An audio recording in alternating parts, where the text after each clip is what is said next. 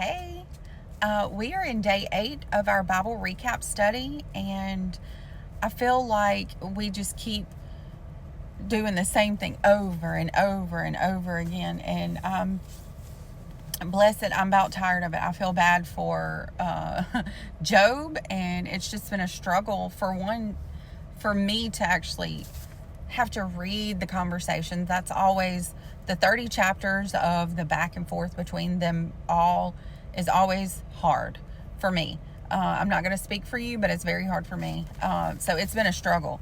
And then, so not only is it a struggle with having to read that, but actually Job is really struggling. He's struggling with having to keep his faith, but also try to justify himself. And his friends just aren't relenting. And I think I might have said it yesterday that this is just the second, what do you call that, cycle of conversations, and it's just more harsh and more hurtful. And so in chapter 18, Bildad is really trying to help, I guess. But he's like, dude, if you're suffering, it's because you must have done something wrong. And he's just piling it on and describing a fate of the wicked and implying that Job is reaping the consequences of his actions. And we see that in Job 18:5, where it says the wicked man's light is snuffed out, the flame of his fire stops burning. And like, he just keeps going on and saying all these different things, and you're just kind of like, just leave him alone.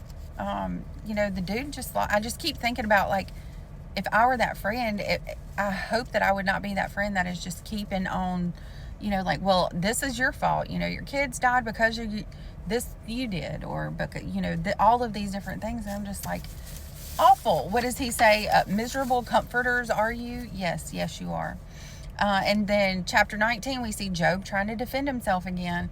And he says, he's just like sitting there, and he's like, okay, can you please stop blaming me for everything? Like, I've done nothing wrong.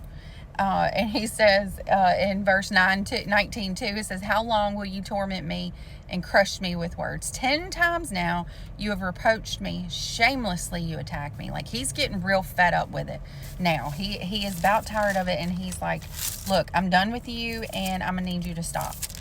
And then we see in verse 19 of 19, even my close friends detest me. Those I love that have turned against me. He feels like his friends have betrayed him, his siblings and his family. And we see what his wife said to him.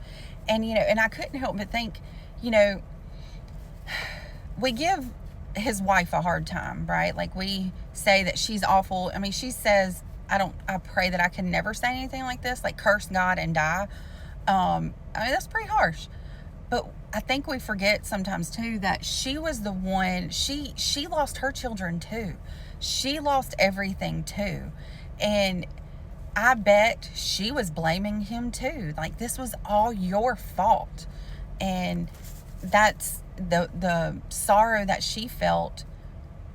She was almost like the friends in the sense, but this was happening to her too.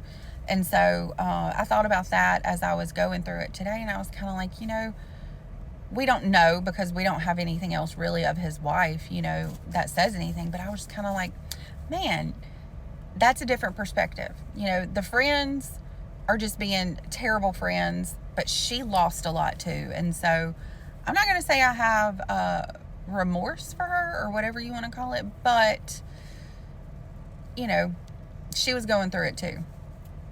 And then, we talks about his siblings, and I'm like, I've never really thought about that, like, where was the rest of his family?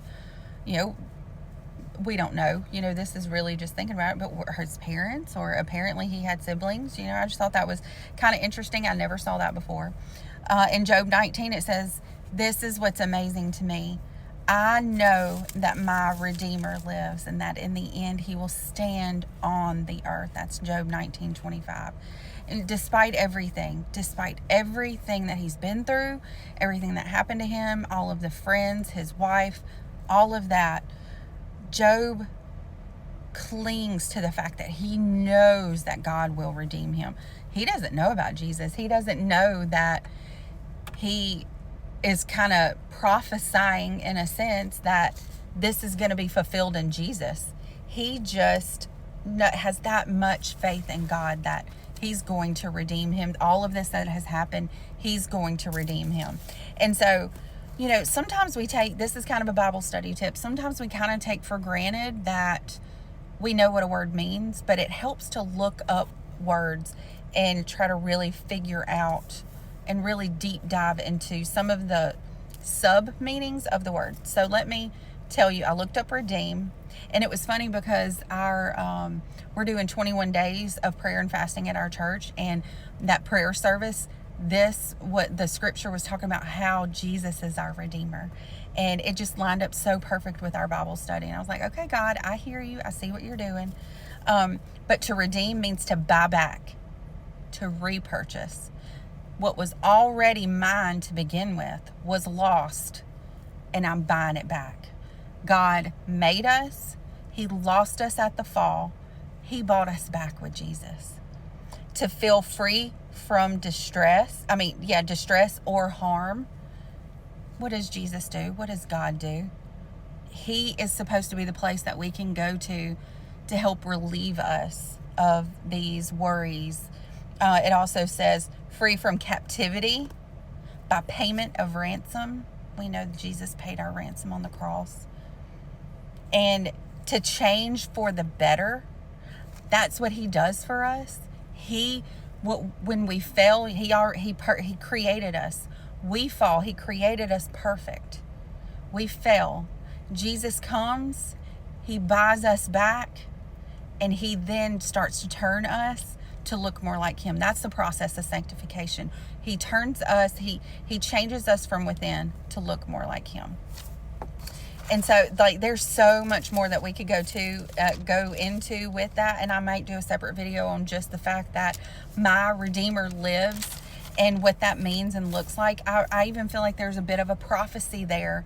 I think Tara Lee kind of touched a little bit on it whenever he says, my Redeemer lives, and at the last he will stand upon the earth. We see something like that referenced in Revelation 10:2, where it talks about he's got the scroll was open and he stood. I don't have it in front of me. I should have wrote it down, but it says 1 foot on the sea and 1 foot on the land. He stands upon the earth. I feel like that's almost like a prophecy there, claiming that Jesus is coming back. God is coming back to redeem everything and make it his.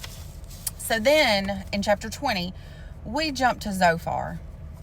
And I sounded really country when I said that, but Zophar, you deserve it, because you are just, in Job 20 verses 5-7, he says, the joy of the godless lasts but a moment. Though his pride reaches to the heavens and his head touches the clouds, he will perish forever like his own dung. That's pretty harsh. He's a little less sympathetic than Bildad. We see him being way more sassy and way more just really, it's almost mean, in my opinion. And he talks about him being godless, and that Job is wicked, and even claims that the prosperity that he once had was temporary because he was godless. How dare you say that to him about him?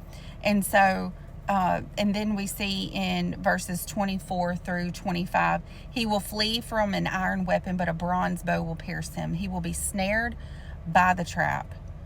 And he just gives them a rundown of the fate of the wicked, and it just increases and increases, and it's just so much worse than what he deserves, and we know that. I'm trying to see, there was, in verse 4, do you not know this from old, since man was placed on the earth? And I love it whenever we see kind of callbacks to Old Testament scripture. He's kind of talking about Genesis. But I would love for y'all to share with me your God shot. Comment what your God shot is. And if you've had a Job moment, is there a moment where you felt people being ugly to you and where your faith was tested? Share that with me. Have a good day.